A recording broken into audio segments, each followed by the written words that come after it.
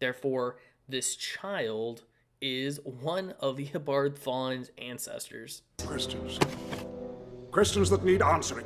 What's going on, and welcome to Joe's Geek Show, the video series where we talk comics. And if you're new to the channel and you love comic books, be sure to hit that subscribe button as well as turn on notifications.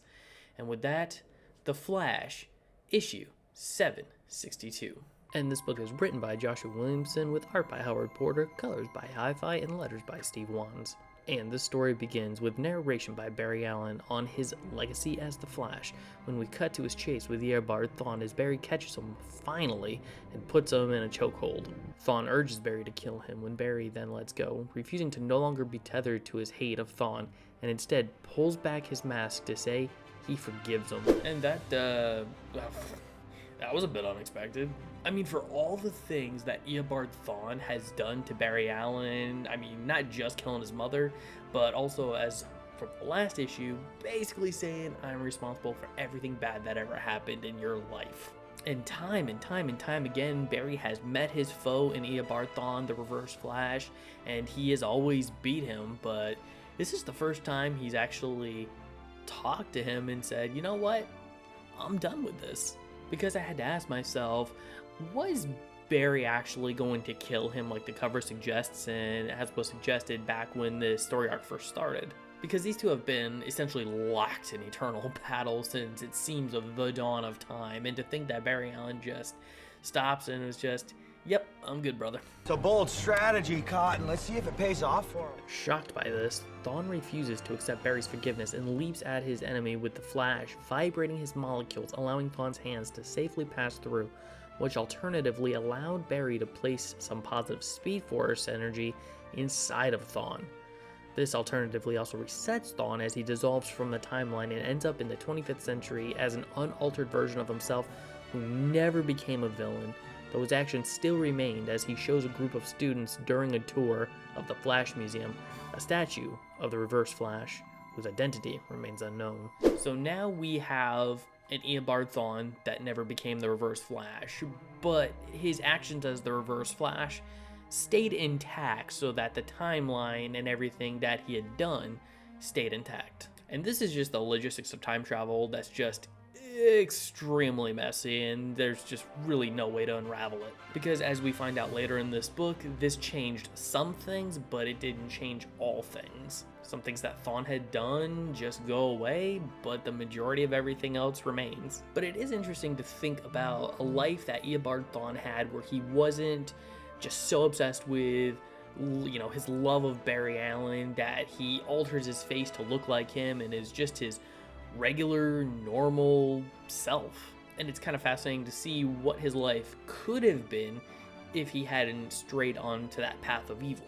But it's then that one of the kids notices Barry and says his costume is cool, not knowing that this is the real Flash, as Barry says he made it himself, and then proceeds to use the cosmic treadmill to make sure everyone Thawne had pulled out of the timeline was properly in place before ending up at the house where the murder from the beginning of the story took place, and discovering the mother was never killed, and that in fact they are a Thawne family. Okay, and this is one element of the story I'm just sitting there beside myself going, what's going on here? Because back at the beginning of this particular story arc, there was this kid who was in the police station saying that his father did not kill his mother, as the police suggested. Barry caught wind of it, started to look at the case. He's like, oh my god, this happened back the same night that Wally West came back from the Speed Force.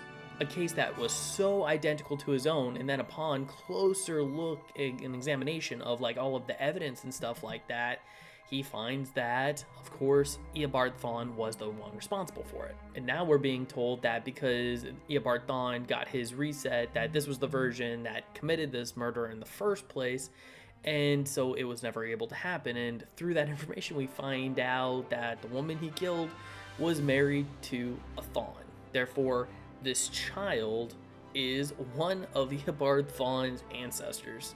And the reasoning for that, I have no clue. It's never really explained, but it leaves me with a lot of Questions. Questions that need answering. Like, why did Thawne try to hide this from Barry? Why did Thawne kill one of his ancestors in the same fashion that he killed Nora Allen? Was he maybe trying to keep Barry from visiting Wally after Wally came out of the Speed Force? Or was it part of some other scheme? Why is it relevant to the plot? And a million other questions that will probably never be answered because we're at the end of Joshua Williamson's run, which piling that into a bag of questions that will probably be a video all its own. But in the meantime, Barry, along with all other speedsters and supporting characters, are enjoying a shindig at Barry's pad when there's a quick cutaway to a guy in a green hood with candles and a book who whispers, "Soon." Totally Dr. Alchemy, by the way. That's when we return to Barry, who gets a call from the Justice League and heads to the kitchen to make himself a quick sandwich when he starts talking to someone we can't see except for just the shadow of their chin. And it's then Iris enters and even asks who he's talking to when we see it's the spirit of his mother, Nora Allen. Barry says no one and then runs off and changes into his costume, monologuing how, although he may fall and make mistakes, that won't stop him from getting back up and trying again, because he's the Flash. So there's a lot going on in these last few pages. Of course, you got the party with all the other speedsters going on, and one of the things that I did think was kind of funny was you had Jay talking to the younger speedsters saying, "What did we learn, kids? Do not time travel." Because this is something that a lot of people have told Barry over the course of years and other forms of media, like the Flash TV series, because, you know, every time the guy travels through time, it never ends well. So hopefully these younger speedsters will take that to heart and decide, I am never crossing the time barrier. Also, bit of a nitpick, but Barry going into the kitchen to make himself a small little cold cut, maybe ham and cheese sandwich when you've got a perfectly good grill with hot dogs and hamburgers just sitting there. I get it, he doesn't want people to see him leave. However, it's a big party. There's a lot of people there. I've been to big parties like family reunions and stuff like that. You go up to the grill, you snag a couple burgers. No one's probably even gonna notice who's gone. And oh yeah, Barry talking to his dead mother. Like, is somebody screwing with him? Did he have some kind of psychotic break finally? Just before the reveal, we saw the chin. It was all dark and shadowed and stuff. And to me, that kind of read as foreboding and mysterious. It's almost like it was some kind of a warning. Plus, you know, green guy in a hood, still totally Dr. Alchemy. Because also, she's a ghost. How is he touching her? Ghosts are incorporeal entities. What are you trying to tell me, book? What? But anyway, that does complete the finish line. And with that, the final book in Joshua Williamson's run on The Flash. And it is entertaining. The supporting art from Howard Porter helps really drive this book along with a lot of dynamic and iconic shots. And of course, colors by Hi-Fi to add that extra dimension of colory awesomeness. And I would be remiss if I didn't say that I didn't have a good time with this story, because I did. That is one of the things that I always come away from with Joshua Williamson's books, is when I read them, like, you know, basically in a vacuum, like just by itself, not really comparing it to anything that came before it. They are fairly entertaining stories. It's when he's making those callbacks to other stories and he's making me remember, oh yeah, that happened, and then I'm like, okay, we have some contradictory information going on here. That's where I really start to disconnect from it.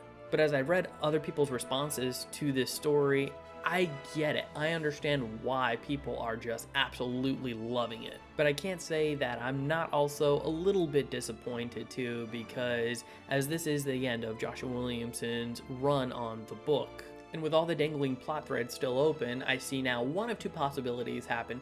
Either oncoming writer Kevin Shenick is going to pick up those plot threads and really resolve them, or they're just going to be forgotten in the sands of time.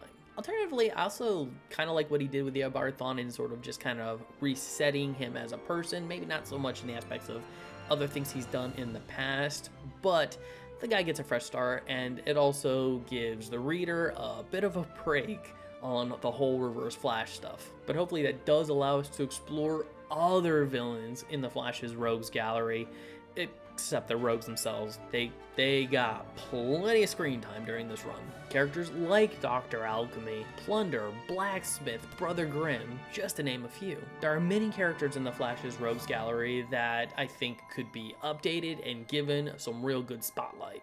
So all in all, if you are in for an entertaining story, I think you will get that here. You know, a lot of people have been reading this book. I've seen others talking about it on social media, and they are enjoying it. Though for myself, not 100% satisfied with the dangling plot threads. It is a higher note to go out on. It's not the worst final issue I have ever read. And with that, I'm going to score The Flash issue 762 a 7 out of 10. Joshua Williamson has crossed the finish line, and now Kevin Shinick lines up to begin the race. How will he do? Well, let's find out in The Flash issue 763, coming soon. And I just wanted to say thank you to my viewers for being super patient, for waiting for this video to come out. I don't believe I posted anything last week because, you know, heck, we're in a hotel room, we're moving to Japan in just a few days. Bear with me, more videos are definitely coming. I thank you for your patience, and I thank you for your viewership. So The Flash, issue 762. Have you read this book? I would love to hear your thoughts. Please leave your comments in the comment section below. And if you like this video, I'd love it if you'd smash that like button, share it with some friends, subscribe if you're not subscribed already, and ring that notification bell for more comic book content.